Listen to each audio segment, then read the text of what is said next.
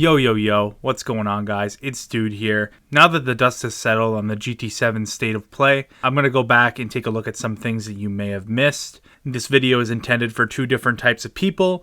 One, you have already seen the State of Play and maybe are looking for a few more nuanced things that you may have missed on the first go-around. Or if you have not watched the State of Play yet, watching this video will kind of help you see some of the more nuanced and hidden things that you can see in the State of Play, and you can go watch the actual State of Play later on, knowing that you don't have to pause the video every 3 seconds being afraid that you're missing something. For those of you wondering, yes, the Road to GT7 setup videos are coming. I just wanted to try a little bit something different today, and let me know if you guys enjoy this style of video for me. And without further ado, let's get into it. So the first thing of note here is most people would have noticed that the old GT500 car is in this shot right here. Obviously, elsewhere in the State of Play, they did mention having a custom grid fielding whatever types of cars that you want. So seeing a shot like this with a bunch of GR3 cars and then an old GT500 car isn't surprising.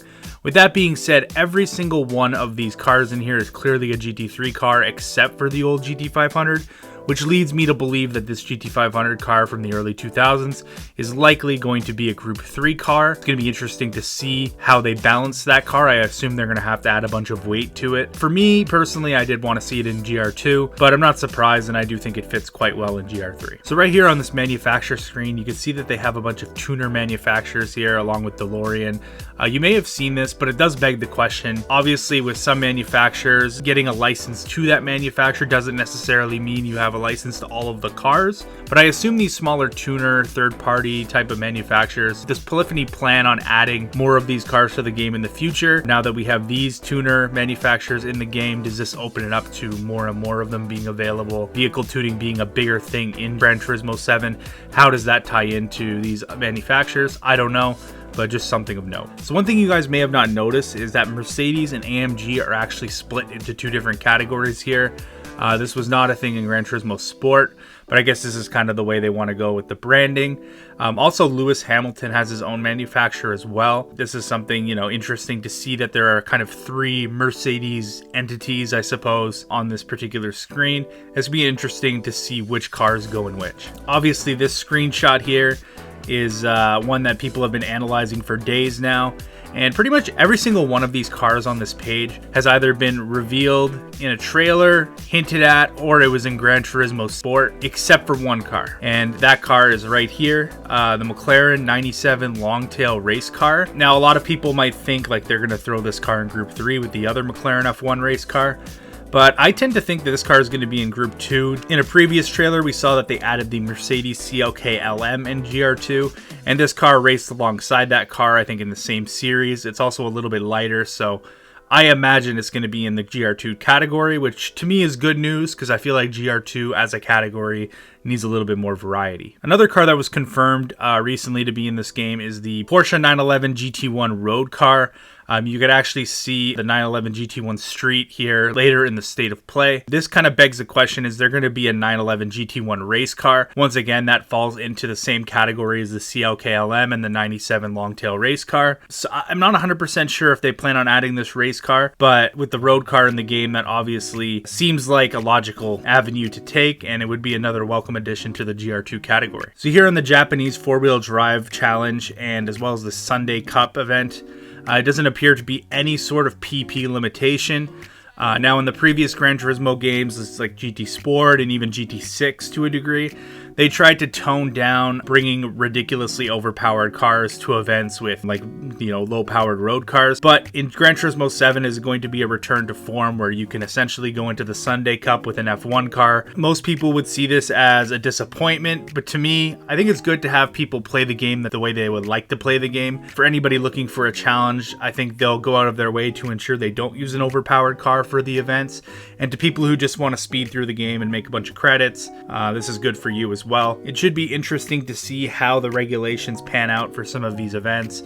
Maybe some of the early events don't have many PP regulations, but later on the performance points will be limited to give you more of a challenge. So this one's interesting, and it was something a little more nuanced, but it appears that all modes, kind of like circuit experience, custom race, and time trial, all of that will be within the specific track. Now I imagine this is to make the menus a little bit less convoluted given the new kind of format that they've gone on with. I definitely feel like this is more organized, going into the track and then selecting what you want to do at that specific track, as opposed to selecting the game mode in the menu and then choosing a track. There have been many times where I've wanted to do time trial and I accidentally selected single race.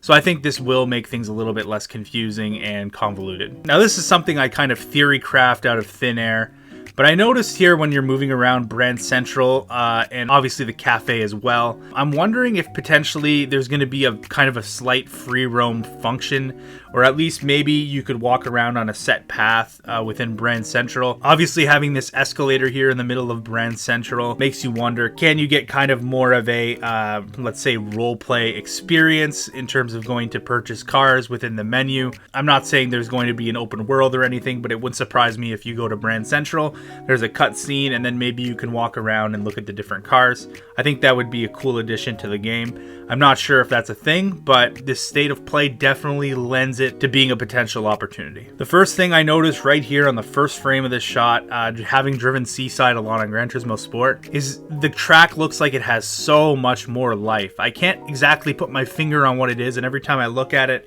it's hard to see why. Maybe the grass is a little bit greener and the vegetation has a little bit more life, but the track in general definitely looks a lot more vibrant and exciting and individualized. I feel like a lot of the original circuits in Gran Turismo Sport, although they do have like different backdrops, they do kind of feel same when you're driving them, obviously depending on the time of day, but I do feel like this version of Seaside in particular has a lot more life than I would have originally expected. Later on in this exact clip, you could see that the license test driver in this particular clip absolutely smoked the gold time. Now, and for some people, that's kind of an unfortunate thing, because I think a lot of people were hoping to get more challenging campaign for a numbered Gran Turismo game, to have more hard license tests and something that will actually make you grind to get the golds, just like in some of the older GT games. However, I understand the more casual crowd is actually on the opposite side of it. They think there's too many license tests and it's too annoying to try to get gold on all of them. So yeah, if you're in the camp that thinks that license tests shouldn't be a massive part of Gran Turismo and they should be easy and you should be able to get through them quite easily, then it appears as though these ones seem pretty easy, at least from first impressions, obviously. So throughout the campaign, we've seen through many trailers in this state of play that random faces will come up throughout the game, helping you kind of figure out how to traverse the Gran Turismo menus and how to help you get through the game, I guess. And this gentleman right here, Daniel, is actually one of my really good friends. Danny is a World Tour competitor for Gran Turismo Sport. He's been to many of the World Tours. I think pretty much all of the ones that he's tried to get to, I think he's gone to. He's actually a world champion as well. So it's pretty cool to see that Polyphony is acknowledging the hard work that these drivers have put in to get to the World Tours, and now they are cemented and have a place in history for years to come on Gran Turismo 7. And obviously Danny being a good friend of mine, I'm extremely happy to see his face in the game, and it's super cool. So here on this tuning screen, tuning parts have been put into 5 subcategories, graded by the performance level of the part. Now this is extremely interesting because it appears that there are a lot of parts within each subcategory. And I know Gran Turismo Polyphony put out a trailer talking about tuning and saying it's going to be a big part of the next game. However, I didn't expect them to go this ham with it. I didn't expect them to put this much emphasis on it. But I guess everybody complaining about the shitty dials and sliders in Gran Turismo Sport definitely made them kind of change their approach with Gran Turismo 7. And I'm really happy. I think this game will have a lot more replay value, and it's going to be interesting to see what metas people come up with as far as putting parts on their cars. Should be very interesting indeed. Here in the bottom left of this tuning screen, being someone who does a lot of tuning and my channel is centered around making tunes, I spend a lot of time in this screen. I couldn't help but notice the acceleration and the rotational G numbers. Now these are a lot more clear and it's a lot more concrete, and I think it's a major upgrade over GT Sport's rating system with the bars and the numbers. Now my question is, how accurate is this going to be? Obviously 0 to 60 is as much up to the driver as it is the car. And is a car's peak 0 to 60 time going to be representative of the acceleration off the line on a consistent basis if the car has a weird turbo? Or, you know, how is this judged, right? And the rotational G even more so. I know in GT Sport, a lot of the time I would make a setup change to my car and it would make the sliders and the bars a little bit weaker numbers wise, but then the car would turn better on track. So I'm pretty skeptical whether or not this is going to be super accurate or not. But I'm definitely going to be paying attention to these values when I tune.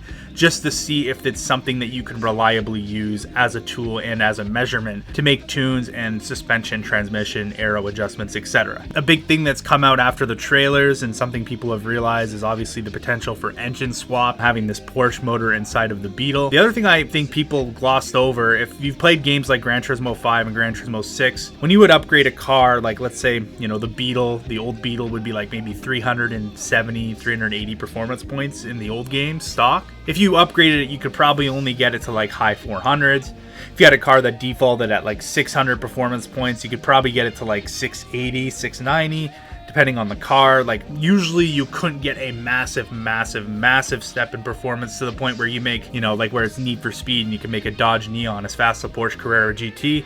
Usually doesn't work like that, but it appears in this game that this Beetle has extremely high performance points value. Now I don't know if the scale for performance points has changed since GT6. It actually really doesn't appear it has from the other trailers, so it really does seem like the tuning options actually lend itself to having massive change in the potential performance of some of these lower tier cars. You know, you might end up seeing some Scirocco's or Civics or Suzuki Swifts, some serious power and you know, potential to upset other higher performing cars. Another interesting one here is a lot of people saw that there were a lot of paint options. I think it's actually a pretty cool touch that they added the manufacturer in which the paint comes from. And this last one, I think I saved the best for last. It's definitely a theory, and I definitely think that it's very unlikely that this is the case. But here on this big list of over 400 cars that we looked at earlier, if you look at the text carefully, it says over 400 types of cars. Now, most people are kind of dismissing that as a bit of a typo, or the way they worded it was weird. I don't really know of 400 different types of cars that even exist. It obviously depends how you define types, but